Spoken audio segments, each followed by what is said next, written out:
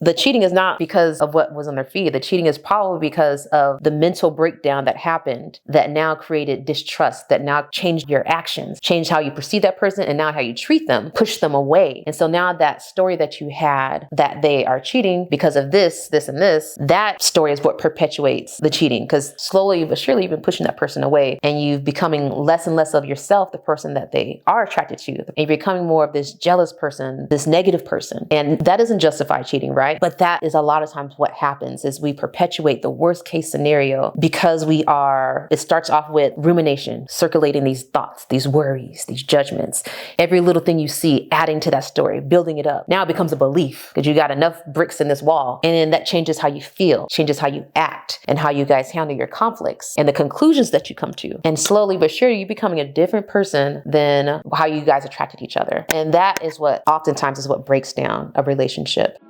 Welcome to Garner Growth. Welcome to Garner Growth.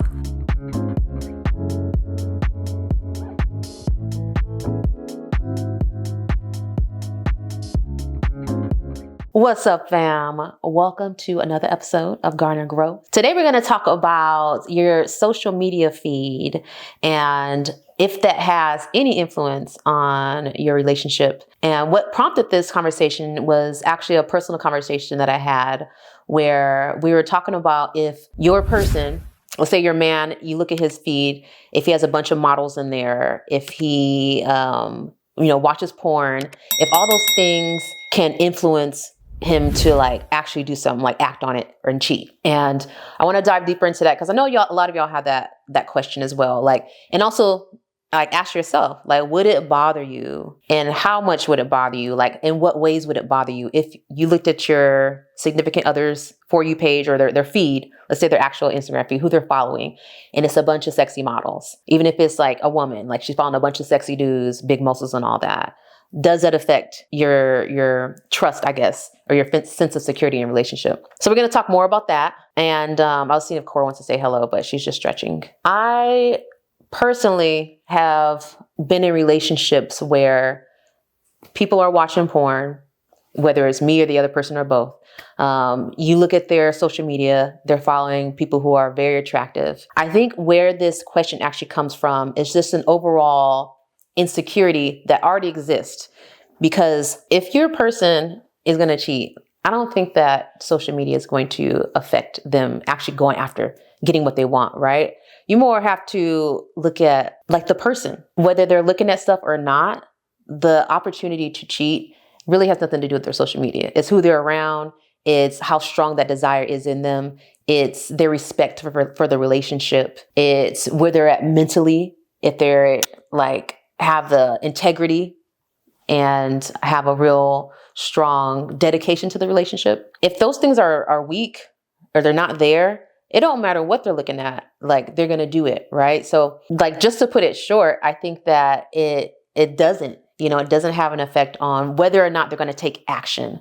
So now let's get back to the other part of that, where just overall visual stimulation. So visual stimulation, my question actually was if you see a lot of sexy models and especially unrealistic expectations, because we're in the age of BBLs, right? We're in the age of people being very outward about their surgery and just creating the body that you want. It's an option that a lot of people take advantage of. You want to say hi? Come here. Yeah. Say hi to the camera, people. There you go. Isn't she cute? Yes, she's so cute. So if you look at your feed and there's a bunch of sexy models on there, does it make you less satisfied with what you got at home? So that's the question, because now you're seeing more options. You're seeing what's available. And one thing that's really for sure is if your person is following one of these models, don't assume that they're talking to them. There's very small chance that they have a direct line to that person. This person got millions of followers, hundreds of thousands of followers, and it's very unlikely that they're directly talking to your person. So it really just makes this another picture on their feed. And if you go on social media, you just scroll. Things are literally in and out, in and out. how deep is the actual influence on you when you look at something? Like it literally be there, has your attention for those few seconds, and then it's gone. And that's why is it any different with models? Like it's there, it looks good, nice booty, fat ass, yeah, everything is good, and then it's gone. And then you're onto a recipe for cornbread. Or at least that's what mine looks like. There's a really good corn pudding recipe that I want to try. But that's the reality of what we're doing on social media. So like in sharing that, I want to really like bring to reality the lack of impact that it has on a person's fidelity or infidelity. Like it is really just another passing image. And unless they are like actually have a meeting up with these people, which most of the time that's not what's happening, right? Then it's another passing image. So it would be like a real disservice for you to allow something like that to break down the integrity of your relationship or the trust in your relationship. Now, what it can do is it can trigger insecurities that you already had. It can trigger paranoia that you already had.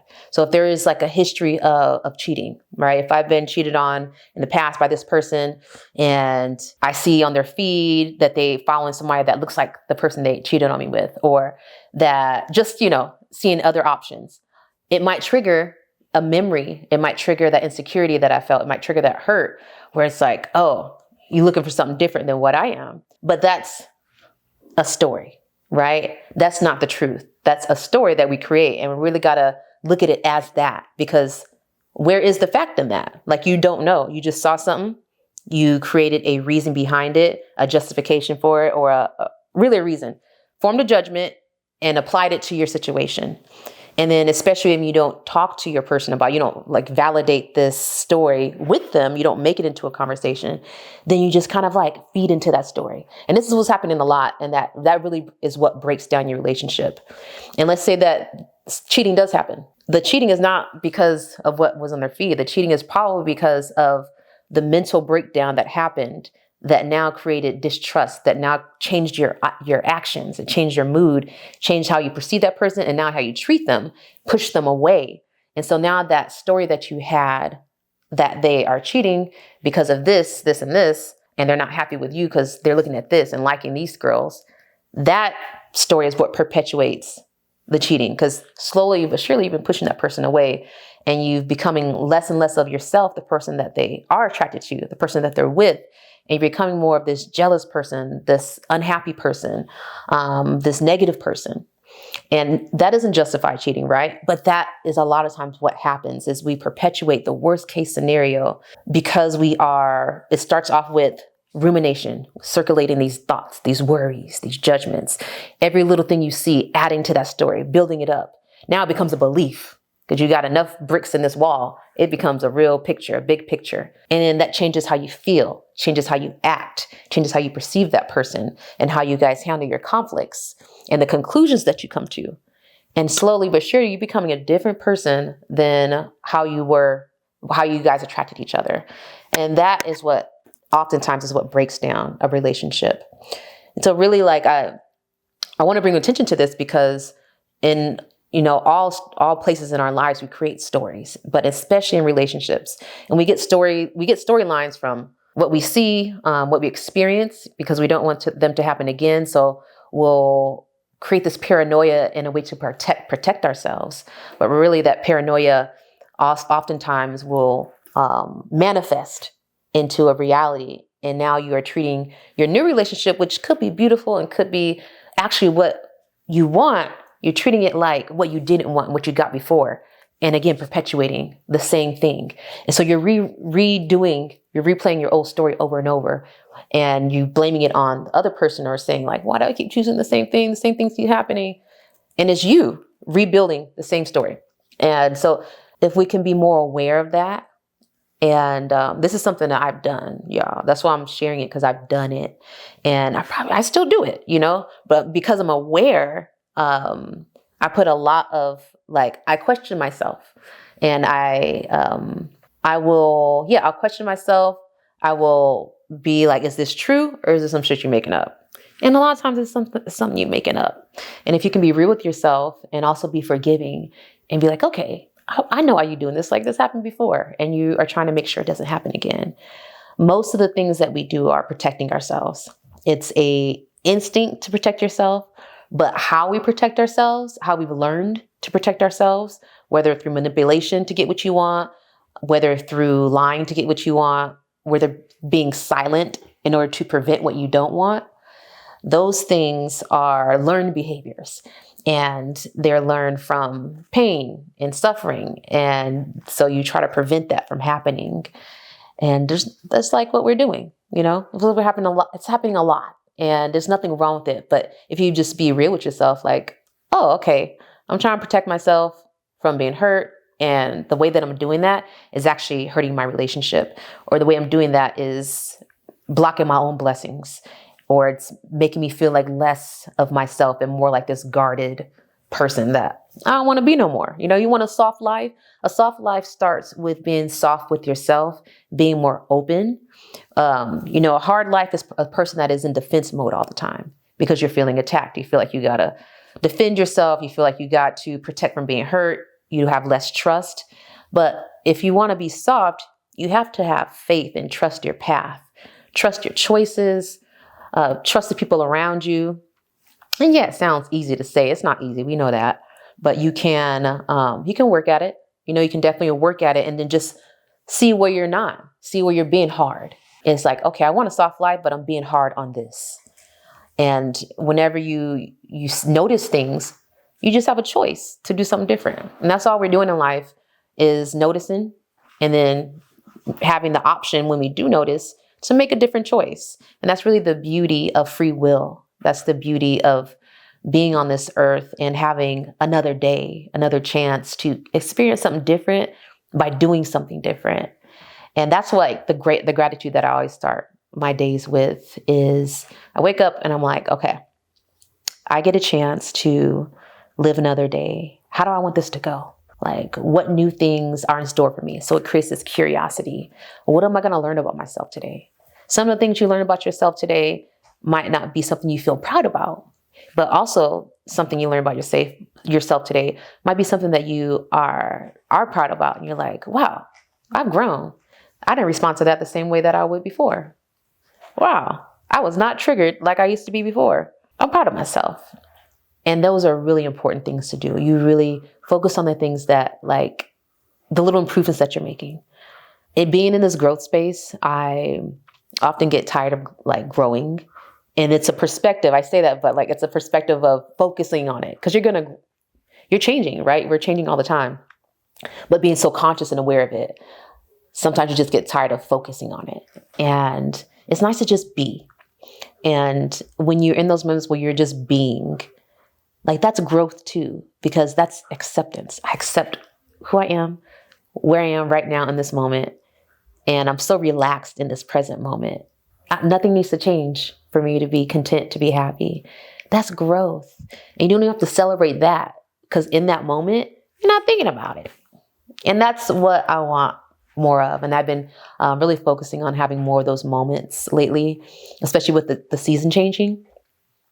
It's really important to put more effort, put more focus on the positives because the season change is less sunlight.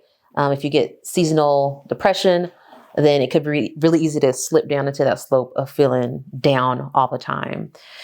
But if you intentionally get yourself in a ritual of starting your day with gratitude, with like, hey, I get a chance to be here.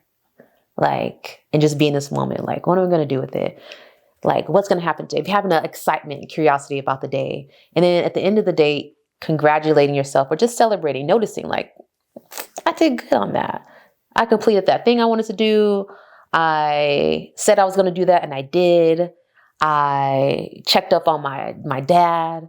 I called my sister. I was a good friend. I was a good coworker. And just those little things, because it's so easy to have this list of things you want to change and things you want to do better. And you forget about all the things that you did perfectly fine and miss those opportunities to just experience like full acceptance and contentment in the moment. And that's like true happiness, right? Like when you have those simple moments where you're out on a hike or you're sitting by the lake or I love, I'm a nature girl. So for me, all these examples are going to be in nature. You're at the beach. You're sitting in a tree. Like you're not doing nothing special. These are mundane moments, but you're so at peace. You're so happy. Being held, like having a good hug. Like it's nothing spectacular, but it's so valuable and peaceful. And still, there's not a lot going on in the most beautiful moments. I feel like the most beautiful moments is like one thing is happening.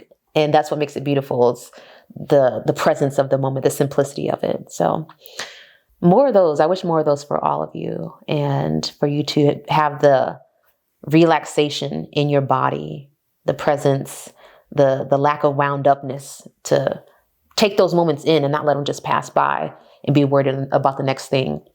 And so back to I forgot what this episode was about, but we were talking about social media and having it influence how you perceive your relationships, how it can trigger your insecurities, how it can make you feel like, your relationship is in danger. But those are all based off of perception. And what they can tell you, if you do have these feelings, what they can tell you is, oh, like, where is my insecurity? Where are some areas that I want to work on? If you feel like you've had this goal of getting in shape and you see your person looking at models, fitness models and stuff, and you feel jealousy, or you feel like, oh, that's what he really wants. Like that feeling has nothing to do with the feed. It has nothing to do with him. It's more to do with you, right? Maybe that is the motivation that you're looking for. You're like, oh, maybe I want to start taking walks. Maybe I want to start getting in shape. And when I saw that my person was looking at somebody who was in shape that I'm not, it made me feel jealous. And just talking to yourself like that, and it's not a bad thing at all. Like this is a normal reaction to things. I think that's a really healthy way to experience any negative feelings, is really reflecting it back on yourself. But yeah, if your person is going to cheat, they're going to cheat no matter what's on their feed. I look at, I was giving this example earlier, even though it's probably not the best example, but I have a bunch of desserts in my feed and on my For You page, but I'm on the 75 hard right now. So, 2 workouts a day, no sweets, no alcohol, drinking a gallon of water a day, and reading. And this is my second round of it, right? And even last round, I look at a lot of sweets and I am satisfied just by looking at them. I forget about them 2 seconds after I looked at them, except for, like I said, that corn pudding. I'm about to make that one for Thanksgiving.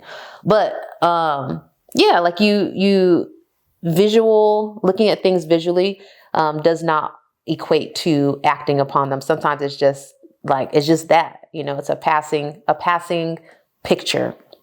And another thing, it was another question in this conversation. What if your person is looking at somebody that don't look nothing like you? Like, what if they are just like, you are, let's say you look like me and my guy is looking at a bunch of Asian girls and Hispanic girls.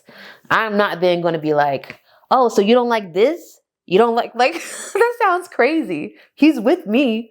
So the fact that he's looking at these visuals does not equate to you don't want me. It equates to, oh, you have a variety of taste.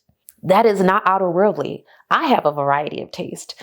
I noticed a girl at the gym the other day. She was like, she had glasses. She was white, glasses, dark hair, slim, in really good shape. And I was just admiring how well in shape she was. But then she had the whole glasses and the dark hair. She looked like Supergirl. And I was like, oh, that's a look. And I was attracted to that as a look. Totally different from something you might see on my Instagram feed, right? So variety of taste is really natural. I think it becomes disrespectful if you are out with your person and they're oogling at somebody and it's like, I'm right here. We're going to oogle together. Or at least point it out, bring me in on the experience. But there's and it happens to me a lot where I'm out by myself and, there'll be a couple and the guy that's in the couple will be look back and just be oogling. And it's to me, I'm like, mind your manners, I don't know their situation. Maybe that's okay. But I think admiring and oogling is 2 different things. And it just depends on your dynamic. Some people might not mind. And that's up to them, right? That has nothing to do with me. That's their business. And I'm not going to get upset at that. Why are you laughing? All right. So yeah, it's really a matter of like perspective and perceiving your reactions to those things, like digging deeper and being like, oh, what does this have to do? Is this a boundary being violated that I need to say something? Or am I just feeling jealous because I want that? I want to be that. Or a part of me wants to emulate that. If I see, you see somebody looking at, different things that they're interested in that you're not interested in. Are you now feeling insecure because you can't be interested in everything? You can't provide, be everything for that person? Like, that's really normal. We're not going to be everything for our person. And if we try to be, we wear ourselves out. And it also would take us away from being ourselves because you'd be preoccupied with trying to be what they need instead of being fully you, which is what they want. That's why they're there. So it's a reminder too of reminding yourself, like, if you're in a relationship, this person is with you because of who you are, and you're with them because of who they are, and everything outside of that is just addition. It's visual stimulation, it's curiosities being met, it is them living their lives as a separate person from you. And as long as there's like no boundaries being violated or disrespect, like agreed upon boundaries too, because that's one thing. If there's an agreed upon boundary, then yeah. But if it's not agreed upon, you never talked about it, and you're just over here like making up stories and offended in your own head, you probably need to have a conversation about it, because maybe it's not a big deal for that person to change up and agree to a boundary with you if it doesn't make you feel good. So again, self-responsibility for our own emotions, how we feel, and then also having conversations that are necessary, but realizing what is not a conversation, what's not necessary to actually express. And it's just a self-reflection of how you feel, or maybe insecurity, a reflection of an insecurity that you have. And those are fine too. Like, those are ways for us to get to know ourselves and become more whole, because now we are able to recognize the stimulus has nothing to do with that person. It has more to do with me, and it gives me opportunity to go deeper within myself or get to know something more about myself, versus projecting and thinking that there's something wrong with you that I got to change or I got to call out, or something wrong with our relationship that I have to call out. So it's good to know, not good, it's vital to know the difference between those things, and have grace for yourself as you grow. You're going to do things that you're not proud of. You're going to have to apologize. You're going to have to to listen and be quiet sometimes. You're going to have to not say things and process it, and then realize that you didn't have to say it. It was nothing that needed to be said. And then sometimes you're going to have to really process things and then find out, okay, I need to have a conversation. And then you're going to have that hard conversation. And that hard conversation is going to bring you closer. If it's not going to bring you closer to that person, it's going to bring you closer to yourself always. And that is a beautiful thing. All right. Make sure to like this episode, share it, just passing along the growth, and comment. Let me know what you think about it in the comments. If you have any questions, or if there's some subjects that you want me to dive deeper into, put those in the comments. And then don't forget to follow me on Instagram and TikTok, Green Body, GR33N Body. All right. Thank you guys for tuning in, and always lead with love. Like, subscribe, share the growth. If you are not ready for the day, it cannot always be night.